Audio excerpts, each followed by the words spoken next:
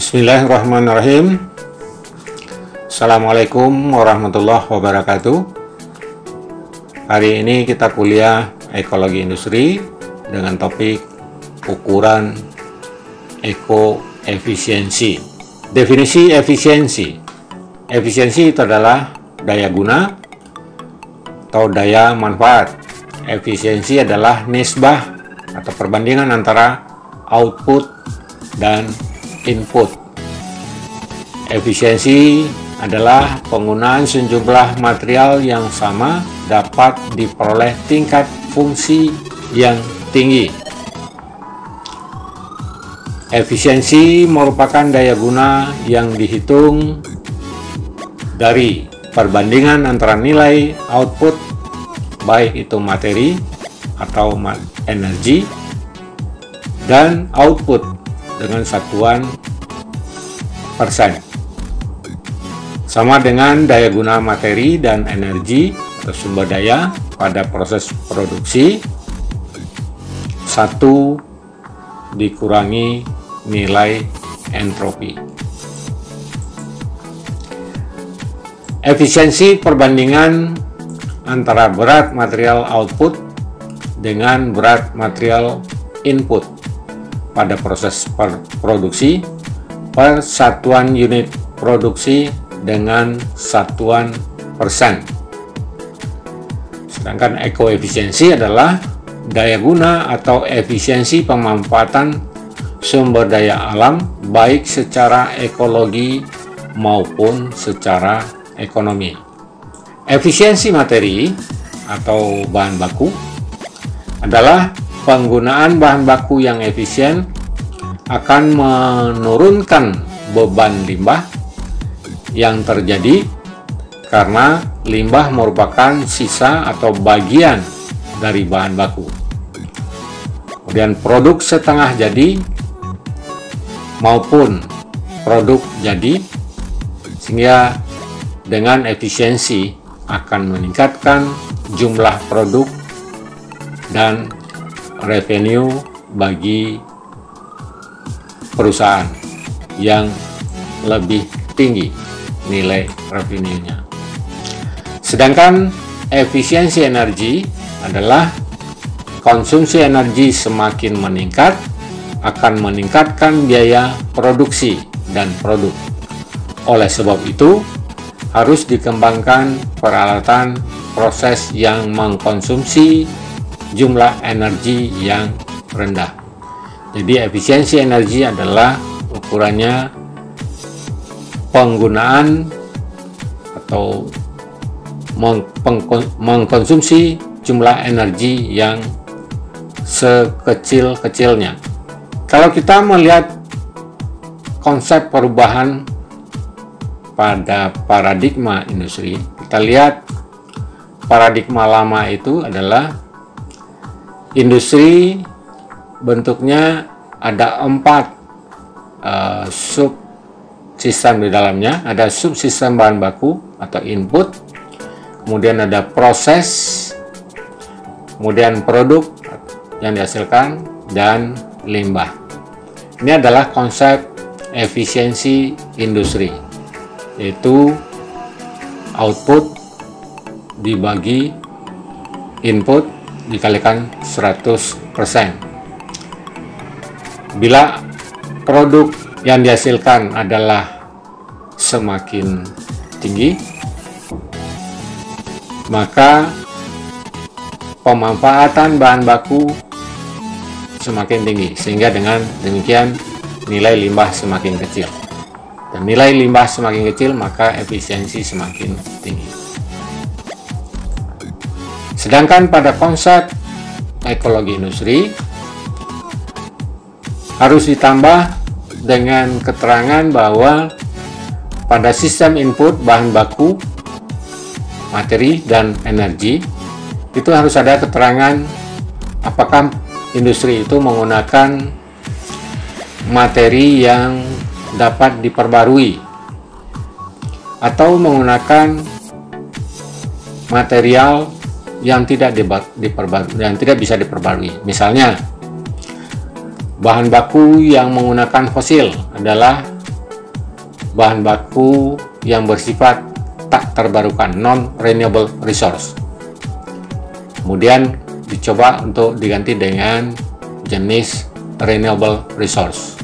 Kemudian proses produksi dilaksanakan dengan cara proses bersih, dan produk yang dihasilkan adalah produk yang ramah lingkungan.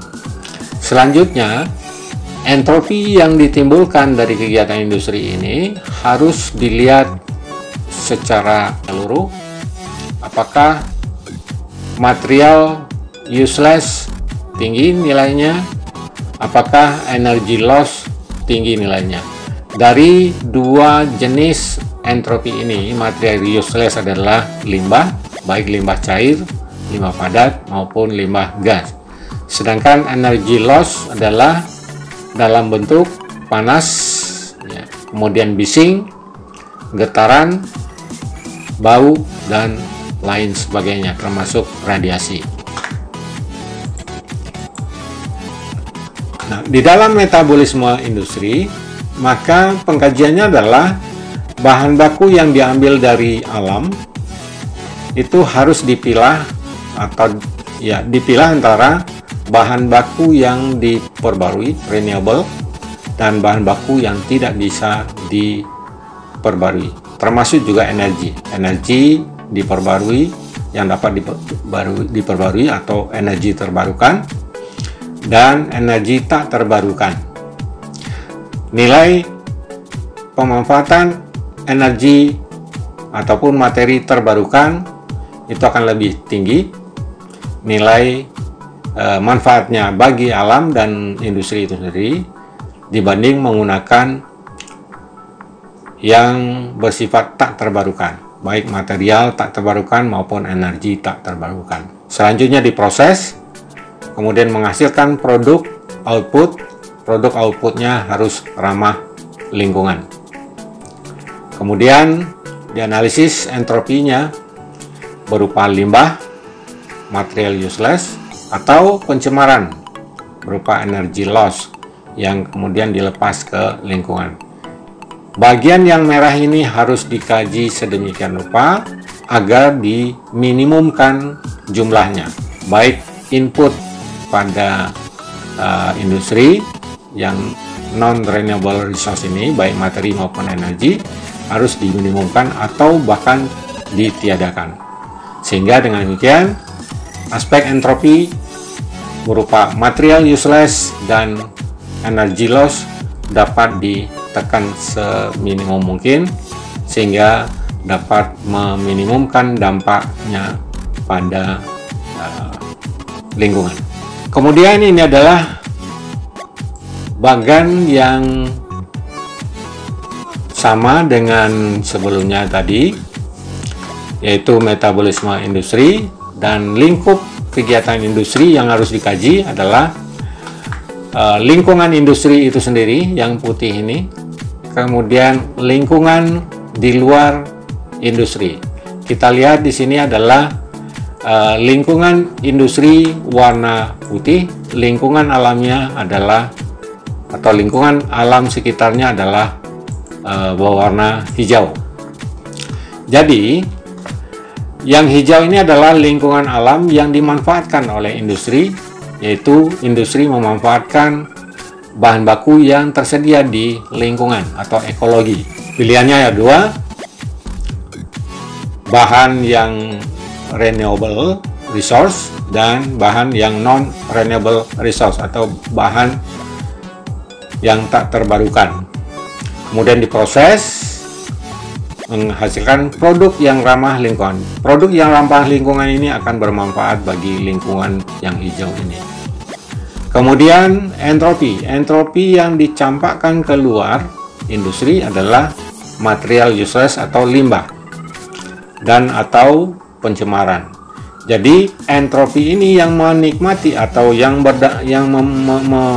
menerima dampaknya adalah lingkungan hijau ini atau ekologi. Jadi industri harus mengelola kegiatannya sedemikian rupa agar tidak merusak lingkungan sekitarnya, lingkungan alam sekitarnya yang warna hijau ini, di mana pilihannya adalah harus memprioritaskan penggunaan bahan baku dan material terbarukan. Kemudian produk yang dihasilkan harus produk yang ramah lingkungan. Kemudian limbah yang ditimbulkan oleh kegiatan industri harus diminimumkan, baik material useless atau material limbah padat, cair dan gas, maupun pencemaran atau polutan berupa energy loss. Polutan itu antara lain adalah asap, bising, bau, getaran, radiasi, panas, dan lain sebagainya yang bersifat energy loss. Anda ketahui mesin yang bising itu adalah bisingnya adalah energi suara. Kalau bising dilepas ke lingkungan, maka itu disebut kelompok energy loss. Nah, kita minimumkan energy loss tersebut. Kita minimumkan asap pencemaran lingkungan. Kita minimumkan limbah yang terjadi. Kalau bisa, limbah atau entropi yang terjadi itu dijadikan sebagai input pada proses produksi atau yang dikenal dengan reuse material. Nah, konsep efisiensi industri yang selama ini mengkaji 4 aspek, yaitu input bahan baku, kemudian proses produksi, output produk, dan limbah yang ditunjukkan oleh gambar 1 tadi. Gambar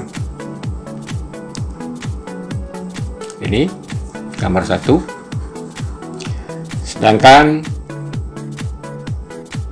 konsep baru tentang ekoefisiensi untuk mencapai tujuan akhir perusahaan, yaitu keuntungan ekonomi yang memperhatikan aspek ekologi secara berkelanjutan, meliputi 1. Input materi, baik itu renewable resource atau material yang terbarukan maupun material yang non terbarukan. Jadi kita harus lebih memprioritaskan penggunaan material terbarukan, dan kalau bisa meniadakan penggunaan material yang tak terbarukan. Kedua adalah input energi. Ada energi terbarukan dan ada energi tak terbarukan. Untuk itu kita prioritaskan penggunaan energi terbarukan, bahkan energi baru terbarukan. Kemudian ketiga adalah aspek proses produksi, harus dalam bentuk cleaner process atau green process, green production. Kemudian keempat adalah output produk yang ramah lingkungan. Dan yang kelima, entropi dalam bentuk material useless dalam bentuk limbah. Dan yang ketujuh adalah energy loss dalam bentuk pencemaran udara yang ditunjukkan oleh gambar 2. Gambar kedua ini.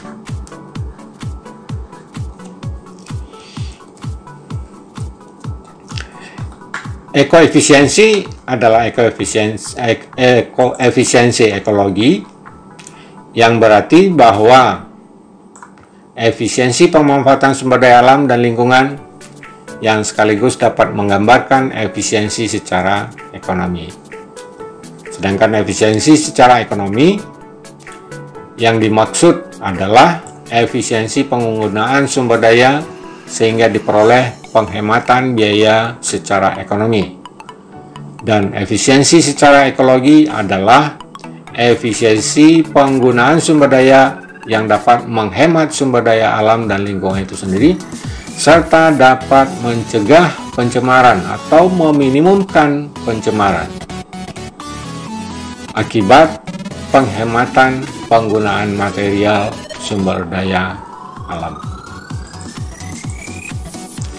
Nah, selanjutnya langkah menuju produksi bersih yaitu ekoefisiensi, yaitu kemampuan pabrik memproduksi dengan prinsip bersih lingkungan, mereduksi dan mengeliminasi limbah, serta risiko pada produk dan proses, menghemat biaya, memperbaiki mutu produk, menyelamatkan manusia dan lingkungan hidup.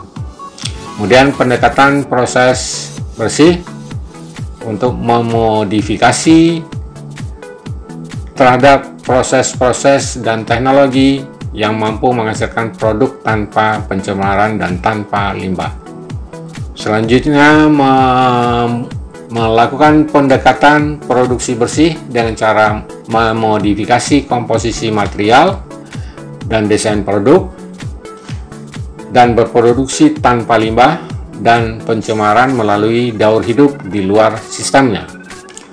Selanjutnya, menggunakan material yang berkualitas, melakukan modifikasi proses, mengoptimalkan penggunaan materi dan energi, serta melakukan proses daur ulang dan pemulihan terhadap material sisa dalam proses produksi.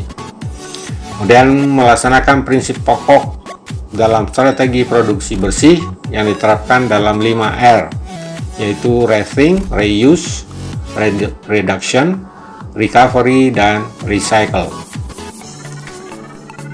Dan pendekatan untuk mencapai ekoefisiensi mulai dari proses bersih, produk bersih, dan penggunaan sumber daya alam secara berkelanjutan. Kemudian ini adalah tolok ukur ekoefisiensi, yaitu hemat energi, bertanggung jawab terhadap lingkungan. Yang kedua adalah semakin tinggi efisiensi energi dan yang dimanfaatkan oleh industri, semakin tinggi nilai ekoefisiensinya. Kemudian tolok ukur dematerialisasi atau menghemat material, kemudian meningkatkan fungsi dan manfaat produk yang setinggi-tingginya. Kemudian keempat, tolok ukurnya adalah produktivitas yang tinggi dalam memanfaatkan sumber daya alam. Dan kelima adalah produksi tanpa limbah, kemudian melaksanakan konservasi energi dan sumber daya alam. Keenam, melaksanakan proses produksi bersih, mengeliminasi dan reduksi polutan, serta mengoptimalkan penggunaan energi dan bahan baku. Yang ketujuh, menekan biaya produksi, kemudian meminimumkan kerugian lingkungan, menggunakan material yang dapat diperbarui dan limbah yang minimum. 8. Produk yang bersih lingkungan, industri yang bertanggung jawab terhadap lingkungan, perusahaan industri yang mampu mencegah polusi dan bertanggung jawab terhadap lingkungan. Kemudian efisiensi yang tinggi dan dampak lingkungan yang minimum. Ke-10, prinsip bersih lingkungan, mereduksi dan mengeliminasi limbah dan risiko pada produk dan proses, menghemat biaya, dan cleaner and greener solution. 11. Efisiensi materi dan energi dalam pemanfaatannya. Pemrosesan dan daur ulang akan memberikan keunggulan kompetitif dan manfaat ekonomi yang besar bagi industri. 12. Efisiensi menggunakan energi. Efisien menggunakan energi. Yang ke-13, bertanggung jawab terhadap lingkungan. Ke-14, mereduksi konsumsi sumber daya alam dan pencemaran. 15. Pemanfaatan material bahan baku secara berkelanjutan dan tidak merusak alam. 16. Mereduksi intensitas material dan energi dalam produk. dan memaksimumkan penggunaan sumber daya terbarukan. Selanjutnya, kuantifikasi nilai ekoefisiensi.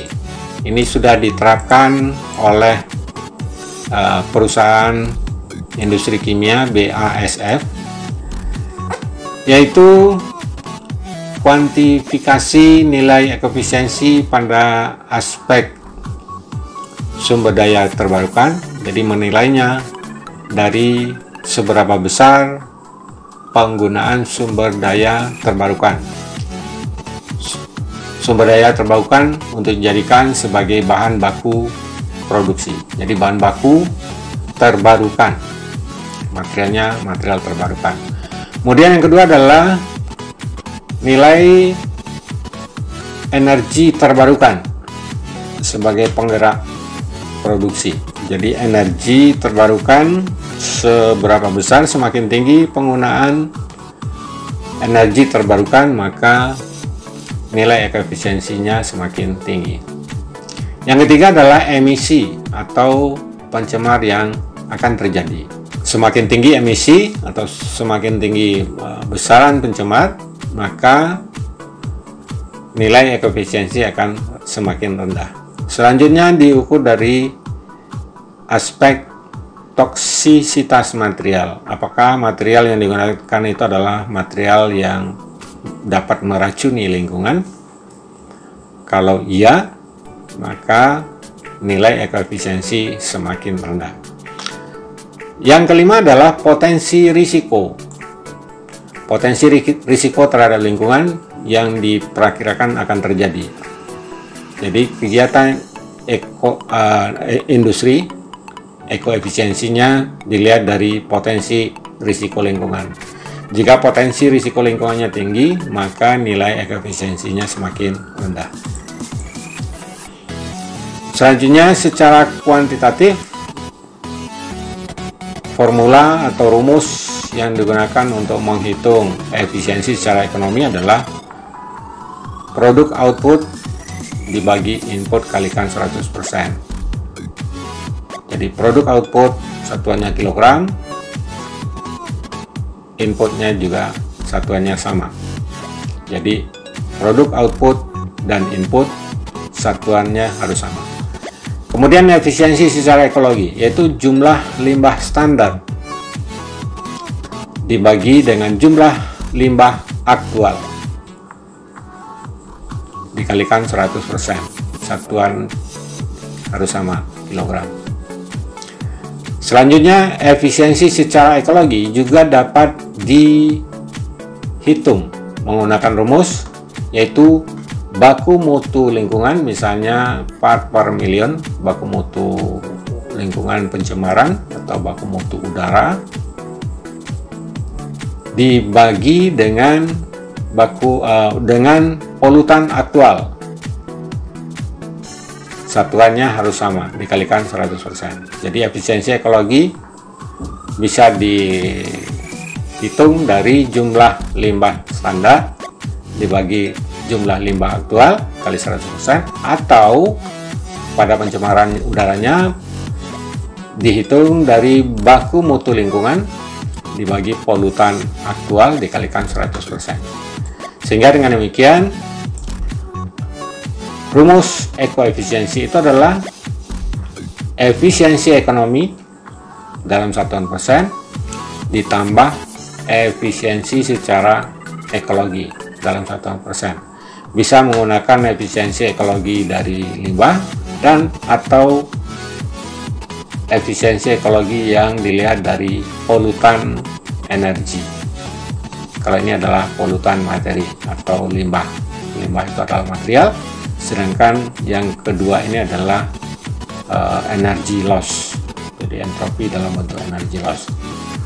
Sehingga dengan demikian ekoefisiensi adalah efisiensi ekonomi ditambah efisiensi ekologi dibagi 2. Nah, ekoefisiensi adalah sama dengan kegiatan industri atau manufaktur yang efisien secara ekonomi dan efisien secara ekologi.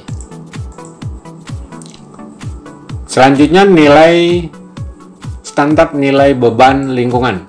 Masih dilihat dari kasus industri kimia BASF, di mana nilai beban lingkungan akibat aktivitas industri kimia ini ditemukan konsumsi material sebanyak 25%, konsumsi energi 25%, emisi pencemarannya 20%, potensi toksisitas juga 20%, kemudian potensi risiko lingkungannya adalah 10%. Dengan catatan bahwa setiap jenis industri memiliki standar dan nilai beban lingkungan yang berbeda satu sama lain, sehingga hal ini terjadi disebabkan oleh karena potensi kerusakan lingkungan yang akan terjadi tidaklah sama antara satu industri dengan industri yang lainnya. Ini adalah gambar hasil penilaian ekoefisiensi industri BASF dengan menggunakan perangkat Excel. Jadi semakin besar, semakin keluar jaringan laba-laba ini, artinya ekoefisiensinya akan semakin tinggi. Jadi semakin kecil, dilihat dari konteksnya, misalnya emisi, maka emisinya adalah emisi yang terendah. Toksisitasnya adalah toksisitas nilai yang terendah, yang mendekati 0. Potensi risikonya yang dipilih adalah alternatifnya yang mendekati 0. Kemudian konsumsi material. Konsumsi materialnya itu sedapat mungkin, seminimum mungkin. Demikian juga dengan konsumsi energi. Jadi kesimpulannya, hasil penilaian ekoefisiensi dari 5 aspek penilaian: konsumsi energi, konsumsi materi, kemudian emisi, total toksisitas, potensi atau toksisitas, dan potensi risiko, maka nilai yang mendekati 0 itu adalah nilai ekoefisiensi yang terbaik. Ini adalah pada kasus industri tekstil, di mana fenomena lingkungan industri tekstil adalah sangat terkait dengan aspek material produksi, input energi, efisiensi proses produksi, output proses produksi, limbah, dan pencemaran. Kemudian formula ekoefisiensinya adalah menggunakan efisiensi ekologi sama dengan nilai yang material terbarukan untuk material bahan baku utama, kemudian bahan baku pembantu, kemudian penggunaan energi yang terbarukan, serta penggunaan materi pembantu yang sifatnya logam, yang sifatnya tak terbarukan, dan sifat yang terbarukan.